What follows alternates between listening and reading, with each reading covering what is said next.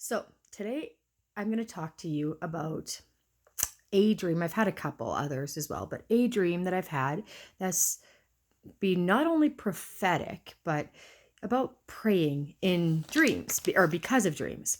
So one night a few months ago, I had several dreams, and they all had the commonality that they gave me a feeling of hopelessness and despair, and something absolutely horrible happened in the dream, and I felt like I said, I felt helpless, and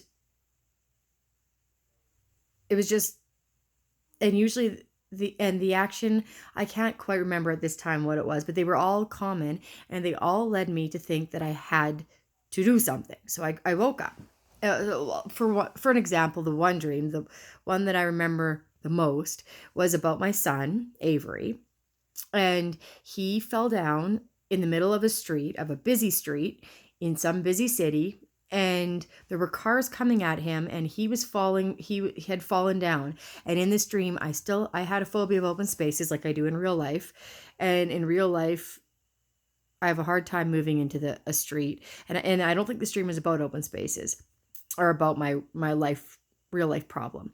But I ran and I got Avery. So I mean, I felt good and powerful in that, but yet I also felt helpless because I don't know. Anyhow, I woke up and I prayed I was like, I don't know what else to do but pray. I'm sure that there was something, that dream actually did mean something. So I have to pray.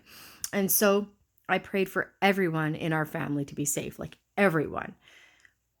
And well, I prayed for a lot of people in our family, I should say. Maybe not everyone, because that's a lie. To be safe.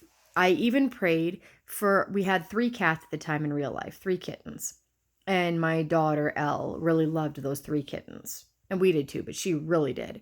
And there was one named Smelly, one named, oh my goodness, what, Smelly, Callie, and there was another gray one. I forget, 2 gray ones and Callie. She was a calico cat. And I prayed for them to be safe. And Callie, or I prayed for Smelly to be safe. I don't think I prayed for the other 2. Smelly was her favorite cat, Elle's favorite cat. So anyhow, that evening, I got a call from my husband, and he said something really bad happened, and I was kind of scared. And then he said, whenever you drove away to pick up the kids, he's like, 2 of the cats were in the motor, and they fell out, and you drove over them and they died. And he didn't tell me which 2 cats. So I got home and I was freaking out because I was devastated for Elle.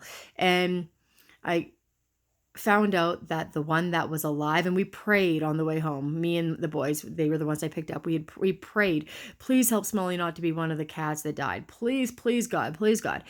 And we got home and Smelly was still alive. The other 2 were unfortunately dead. I had killed them, but unintentionally. And I was like, well, this is amazing. We prayed for something not horrible to happen, and something not horrible kind of didn't happen. Even though the cat's death too was terrible, at least the one that was alive was Smelly. And I thought, okay, well, that was it, and that was good enough for me. I mean, it should be. That was what I was sure God was speaking into my life at the time.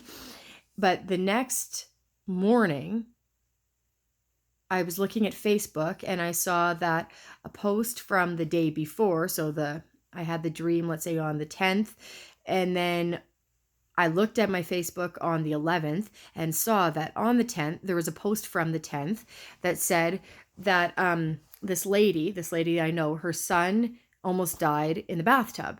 He almost drowned, and it was a really bad ordeal, but that she just found out that in time what was happening, and she saved him, basically. So anyhow, so it's like, oh my gosh, I prayed for everyone that I could think of to be okay, and Smelly was okay, so that was part of it. But I was like, this kid, that was way more.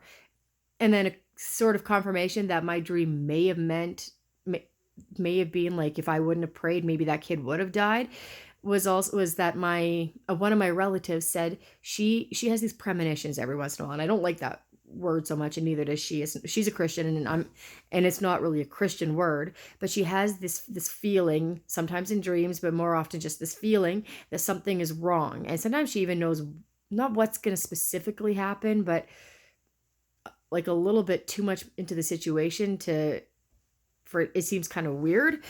And by weird, I mean God's giving her an insight, so it doesn't actually seem weird to us, but it seems like you couldn't have known that because you couldn't have known that. And so she said she had a premonition kind of that something like that was something was going to happen. And she said, what do I do with that? And I said, what I did with my dream was I prayed and prayed and prayed, and look what happened. Now, anyone could say, oh, that's a very nice coincidence, you stupid Bible thumper. And that's great and peachy keen green machine. I love saying that. My kids don't think that's as cool as I do. But there are no coincidences. But you can think there's coincidences, and you can also say that dreams aren't from God, which is totally fine, like I've said before. But do I think that dreams are totally not from God and that there are coincidences? No and no. I do not think that.